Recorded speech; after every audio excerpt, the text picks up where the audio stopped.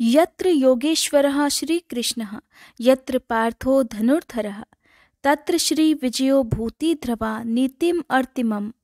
ओम श्री विष्णवे नमः। आप सभी का मेरे YouTube चैनल पर हार्दिक स्वागत है। मोक्षदा एकादशी मार्गशीर्ष महीने के शुक्ल पक्ष के 11वें दिन मनाई जाती है। जो भक्त मोक्षदा एकादशी के व्रत का पालन करते हैं वे मोक्ष को प्राप्त होते हैं और जन्म मरण के निरंतर चक्र से भी मुक्ति पा जाते हैं। मोक्षदा का अर्थ होता है मोक्ष प्रदान करने वाली, अर्थात मोक्षदा एकादशी यानी कि मोक्ष प्रदान करने वाली एकादशी। इस एकादशी का व्रत करने से व्यक्ति अंत समय में मोक्ष को प्राप्त होता है। आप इस एकादशी के पुण्य का लाभ अपने पितरों को भी अर्पित कर सकते हैं। ऐसा करने से पितरों की आत्मा को शांति मिलती है और उनका आशीर्वाद भी प्राप्त होता है। मार्गशीर्ष मास के शुक्ल पक्ष की एकादशी के दिन ही भगवान कृष्ण ने कुरुक्षेत्र में अर्जुन को गीता का उपदेश दिया था। इसीलिए इस एकादशी को गीता जयंती के रूप में भी मनाया जाता है। वैसे तो साल भर में पड़ने वाली सभी एकादशी व्रत का अपना अपना अलग महत्व होता है और एकादशी व्रत भगवान श्री हरि को समर्पित होता है, लेकिन मोक्षदा एकादशी के दिन भगवान कृष्ण की पूजा भी विशेष रूप से करनी चाहिए।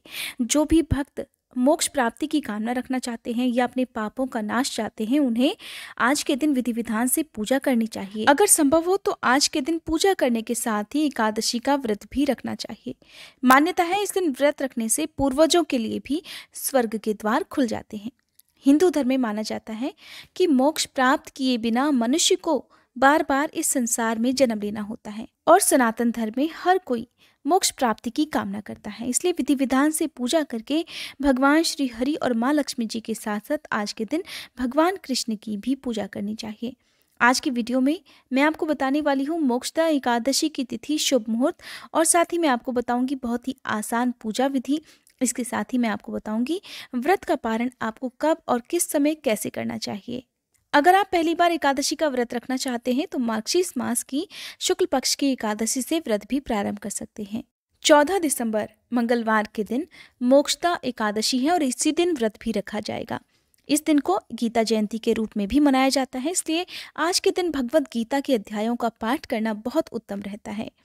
एकादशी तिथि प्रारंभ हो रही है 13 दिसंबर की रात 9:34 से, जिसकी समाप्ति होगी 14 दिसंबर की रात 11:36 पर।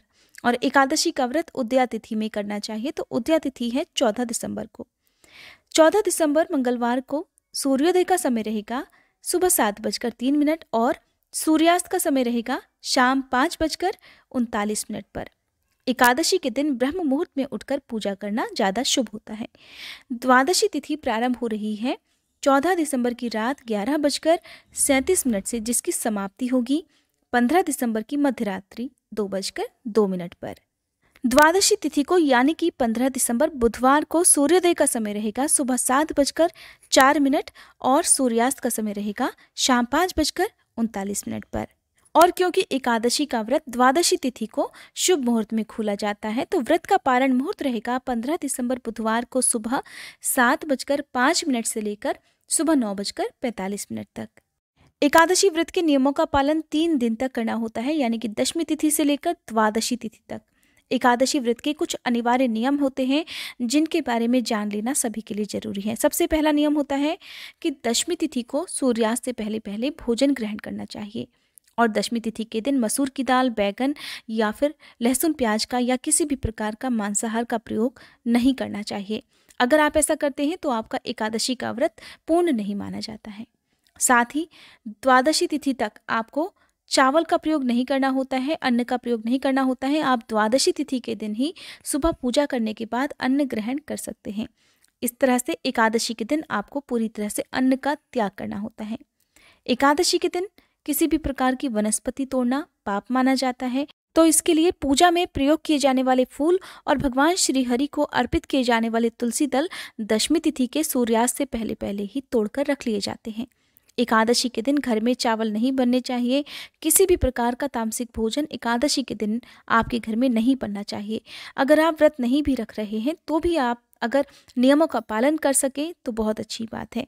एकादशी के दिन भगवान श्री हरि की विधि विधान से पूजा की जाती है। भगवान श्री हरि की पूजा में पीले रंग के फल, पीले रंग के फूलों का प्रयोग किया जाता है, क्योंकि आज के दिन चावल का प्रयोग नहीं किया जाता। तो आप पूजा में भी चावल का प्रयोग ना करें, यानी कि भगवान श्री हरि को अक्षत ना चढ़ाएं तो ज़्यादा अच्छा रहेगा। आज की पूजा में अगर आपके पास भगवत गीता की किताब है तो आप भगवत गीता ग्रंथ की पूजा भी जरूर करें। इसके साथ ही भगवान कृष्ण की पूजा करें, उन्हें माखन मिश्री का भोग लगाएं। भगवान श्री हरि को कोई भी मौसमी फल का या मिठाई का भोग लगा सकते हैं। इसके साथ ही माँ लक्ष्मी जी की पूजा की जाती है और व्रत रखा जाता है। भगवान श्री हरि के और भगवान कृष्ण के मंत्रों का जाप करना चाहिए।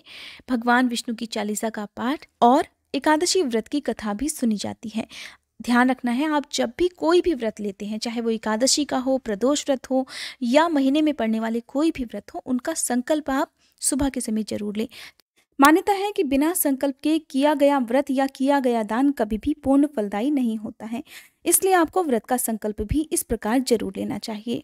सुबह स्नान करने के बाद हाथ में जल या पुष्प लेकर आप भगवान श्री हरि के सामने इस प्रकार संकल्प लें कि हे श्री हरि, आज मैं पूर्ण श्रद्धा और भक्तिभाव के साथ मार्गशीर्ष मास के शुक्ल पक्ष की मोक्षदा एकादशी का व्रत सच्ची श्रद्धा और निष्ठा से करने जा रही हूँ। आपकी कृपा से इस व्रत को करने में मुझे किसी प्रकार की कोई कठिनाई ना आए। इस व्रत को करने में अगर किसी भी प्रकार की कोई भूल चूक मुझसे हो जाए तो अपनी संतान समझकर मुझे क्षमा कर दीजिएगा। इस प्रकार आप एकादशी व्रत का पालन प्रारंभ कर दें। एकादशी व्रत के दिन आप चावल हाथ में लेकर कभी भी संकल्प ना लें, क्योंकि भगवान श्री हरि को ना तो चावल अर्पित किए जाते हैं और ना ही आज के दिन चावल का प्रयोग किया जाता है। चावल का दान एकादशी के दिन नहीं किया जाता है। आप द्वादशी तिथि के दिन चावल का दान कर सकते हैं। कई बार ऐसा होता है एकादशी के दिन आपके घर पर, आपके द्वार पर कोई भी मांगने वाला आ जाए, कोई भी याचक आ जाए, तो आप एकादशी के दिन उन्हें चावल का दान ना दें। आप अन्न का दान कर सकते हैं, आटे का दान कर सकते हैं, सब्जियों का दान कर सकते हैं, दालों का दान कर सकते हैं, लेकिन चावल का दान नहीं किया जाता है। इसके साथ ही विधि विधान से पूजा करें। दिन भर आप उपवास रखें। किसी भी प्रकार की चोरी, झूठ, हिंसा, निंदा करने वाले लोगों से बचें और आपको खुद भी नहीं करना है ये सब काम। गृहस्थ लोगों को ब्रह्मचर्य का पालन पूरी तरह से 3 दिन तक करना चाहिए। शाम की पूजा भी आपको विधिवत करनी चाहिए। पीले रंग के आसन पर संभव हो तो बैठकर पूजा करें। रात के समय जितनी देर तक हो सके उतना जागरण करें। विष्णु भगवान के मंत्रों का जाप करना चाहिए। श्रीमद् भागवत गीता के अध्यायों को पढ़ना या सुनना चाहिए और रात को उस बिस्तर का त्याग करना चाहिए जिस पर आप डेली सोते हैं। अगले दिन ब्रह्म मुहूर्त में उठकर स्नान करने के साथ ही पूजा करनी चाहिए और हाथ में जल या पुष्प लेकर दान करने का भी संकल्प लेना चाहिए, क्योंकि एकादशी का व्रत द्वादशी तिथि को हमेशा सूर्योदय के बाद ही खोला जाता है और हरिवासर के समय कभी भी नहीं खोला जाता। हरिवासर के समय की गई पूजा पाठ को या हरिवासर के समय खोले गए व्रत को भगवान श्री हरि स्वीकार नहीं करते हैं। तो इस तरह से हरिवासर का समय होता है जब द्वादशी तिथि प्रारंभ हुई हो तो उसका पहला 1/4 पहर, यानी कि जब भी द्वादशी तिथि प्रारंभ होती है तो उसके शुरू के 4 से 5 घंटे का समय ही हरिवासर का समय होता है। लेकिन द्वादशी तिथि को हरिवासर का समय बीत चुका होगा तो आप शुभ मुहूर्त में, जो कि मैंने आपको वीडियो में बताया है, उसी शुभ मुहूर्त में आप विधि विधान से पूजा करके और दान दक्षिणा देकर अपना व्रत खोल सकते हैं। एकादशी के व्रत में दान जरूर करना चाहिए। चाहे आप किसी गाय को ही भोजन क्यों ना कराएं, किसी गाय को हरा चारा ही क्यों ना खिलाएं, या आप पक्षियों के लिए कुछ दाना पानी रख दें, उसके बाद ही व्रत खोलना चाहिए।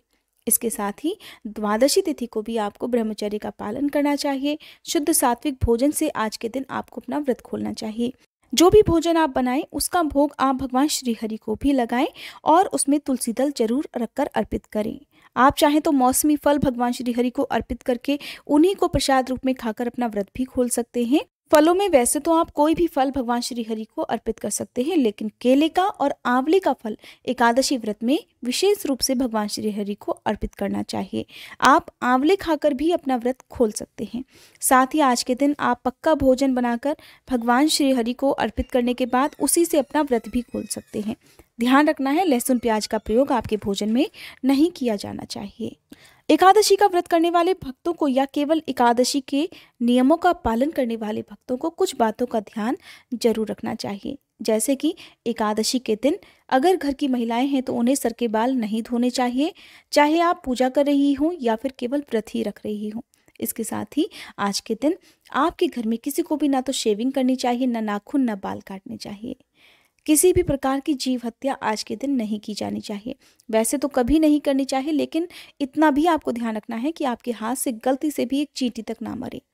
और खासकर एकादशी के दिन भूले से भी कोई भी फूल पत्ती आपको नहीं तोड़नी चाहिए। ऐसा करने से भी व्रत खंडित हो जाता है। ये थी आज की वीडियो। अगर आप सुनना चाहते हैं एकादशी व्रत की संपूर्ण कथा के बारे में, तो आप मेरे चैनल पर आने वाली वीडियो का नोटिफिकेशन पाने के लिए मेरे चैनल को सब्सक्राइब करके बेल आइकन प्रेस कर सकते हैं। आपको ध्यान रखना है, आप मेरे चैनल पर जो भी वीडियो देखना चाहते हैं, जो भी व्रत कथा सुनना चाहते हैं, उसके लिए आपको मेरे चैनल पर सब्सक्राइब बटन प्रेस करने के साथ ही बेल आइकन को क्लिक करके ऑल पर क्लिक जरूर करना है, ताकि मेरे चैनल पर जितनी भी वीडियोस अपलोड होती हैं, क्योंकि मैं आजकल मार्गशीर्ष मास की कथाएं आपको सुना रही हूं, जिसमें भगवान कृष्ण की सच्ची लीलाओं की कहानियां भी मैं आपको सुना रही हूं। अगर आपने इन कहानियों को अभी तक नहीं सुना है, तो आप सभी से अनुरोध है, एक बार मेरे चैनल पर जाकर इन कहानियों को जरूर सुनिएगा।